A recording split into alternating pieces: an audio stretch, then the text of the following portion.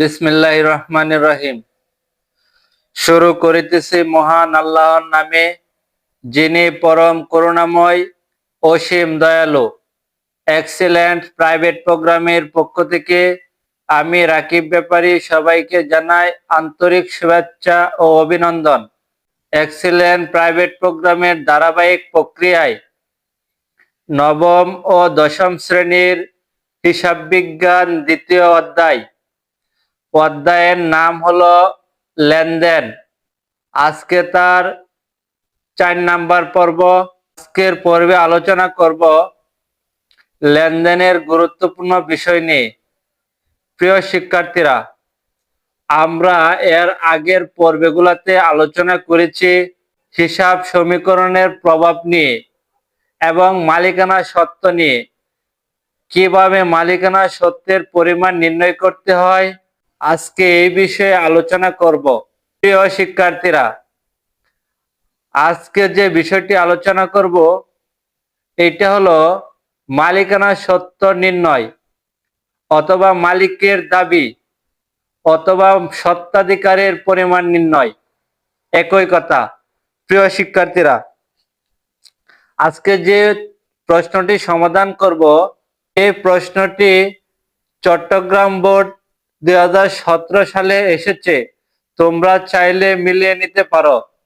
প্রিয় শিক্ষার্থীরা, আমি এখন প্রশ্নটি পড়ব, তোমরা চাইলে মিলিয়ে নিতে পারো। প্রিয় শিক্ষার্থীরা, এখানে বলছে জনাব কামাল 2015 সালে জানুয়ারি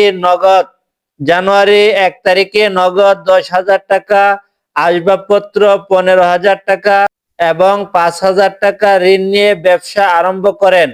উক্ত মাসে ব্যবসায় অন্যান্য লেনদেন: জানুয়ারির 5 তারিখ অফিস ভাড়া প্রদান 3,000 টাকা, জানুয়ারির 10 তারিখ কমিশন প্রাপ্তি 2,500 টাকা, জানুয়ারির 15 তারিখ জীবন বীমা প্রিমিয়াম প্রদান 1,500 টাকা, 25 তারিখ কর্মচারীদের বেতন প্রদান 2,000 টাকা। এই ছিল জনাব কামালের লেনদেনগুলা। প্রশ্নে বলছে জনাব কামালের মূলধনের পরিমাণ কত?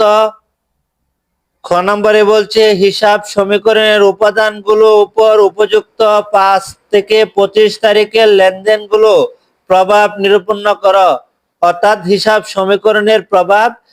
গ নম্বরে বলছে জনাব কামালের স্বত্বাধিকারের পরিমাণ নির্ণয় করো। প্রিয় শিক্ষার্থীরা, স্বত্বাধিকারের পরিমাণ মানে হচ্ছে মালিকানা সত্ত্বের পরিমাণ নির্ণয় করো। প্রশ্নে বলবে যে স্বত্বাধিকারের পরিমাণ নির্ণয় করো, মালিকানা সত্ত্বের পরিমাণ নির্ণয় করো, অর্থাৎ নির্ণয় করো ইত্যাদি। বিভিন্ন নামে থাকতে পারে। মানে ইকুইটি মালিকানা সত্ত্ব, স্বত্বাধিকারও মানে মালিকানা সত্ত্ব। প্রিয় শিক্ষার্থীরা, এখন এই বোর্ডটি সমাধান করার আগে মালিকানা সত্ত্বের গড় কয়টি এই বিষয়ে আলোচনা করব।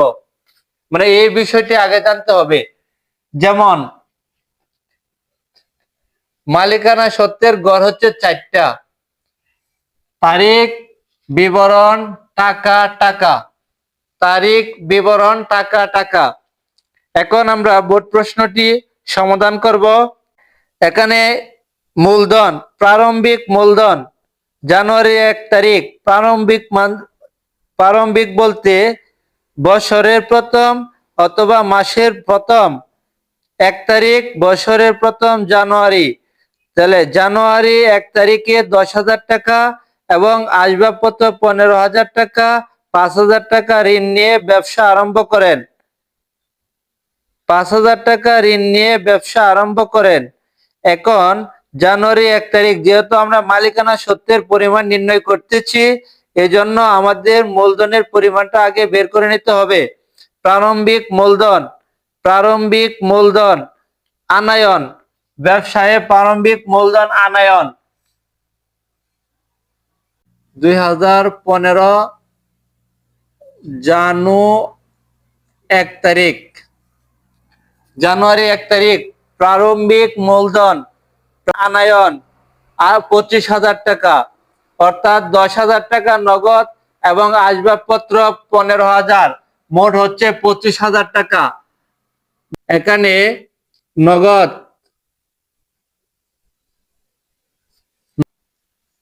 নগদে পাইছি আমরা 10,000 টাকা। আসবাবপত্র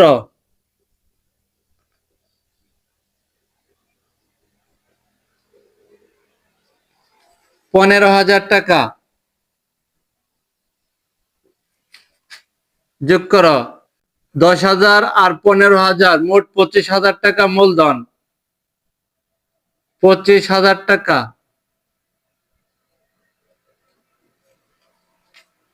তারপর হচ্ছে 10 তারিখ, 5 তারিখে আইটেম অফিস ভাড়া প্রদান 3,000 টাকা। এই লেনদেনটি আমার মালিকানা সত্ত্বের, আমরা শুধু মালিকানা সত্ত্বের পরিমাণটা নির্ণয় করব প্রিয় শিক্ষার্থীরা। তারপর হচ্ছে 5 তারিখ অফিস ভাড়া 3,000 টাকা। তারপর হচ্ছে 5 তারিখ অফিস ভাড়া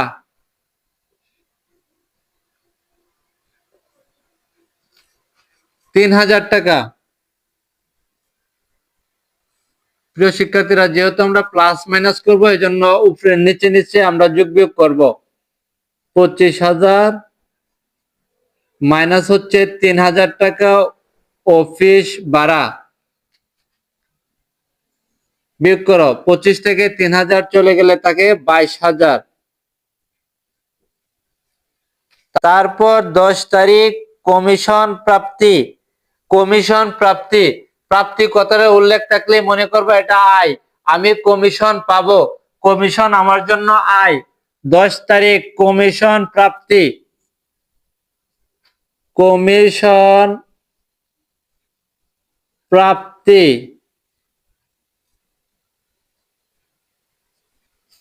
2,500।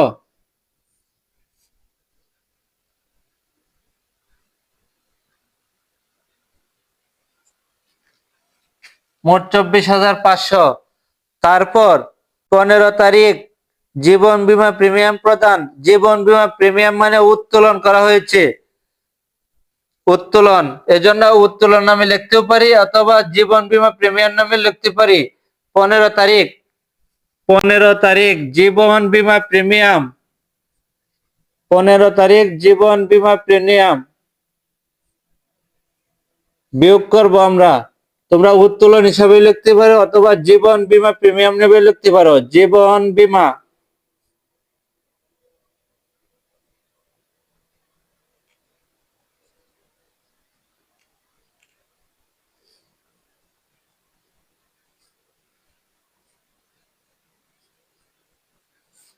আমরা বিয়োগ করব জীবন বীমা প্রিমিয়াম 1,500 টাকা।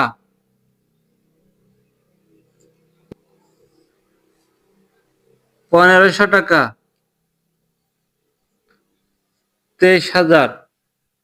24,500 থেকে 1,500 টাকা বিয়োগ করলে আমরা পাবো 23,000।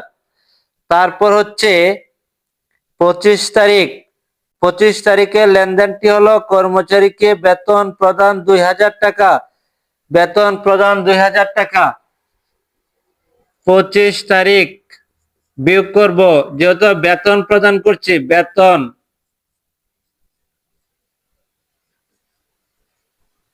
বেতন প্রদান 2,000 টাকা বিয়োগ করব। 23,000 থেকে 2,000 বিয়োগ করলে তাকে 21,000। 23,000 থেকে 2,000 বিয়োগ করলে 21,000। এই হচ্ছে আমাদের অঙ্ক।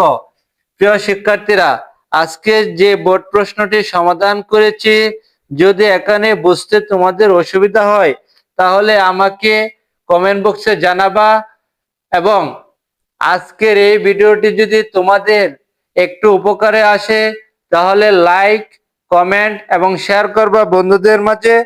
যারা সাবস্ক্রাইব করেছো তাদেরকে অসংখ্য ধন্যবাদ। যারা এখনো করো নাই, যদি প্রয়োজন মনে করো চ্যানেলটি সাবস্ক্রাইব করে পাশে থাকবা।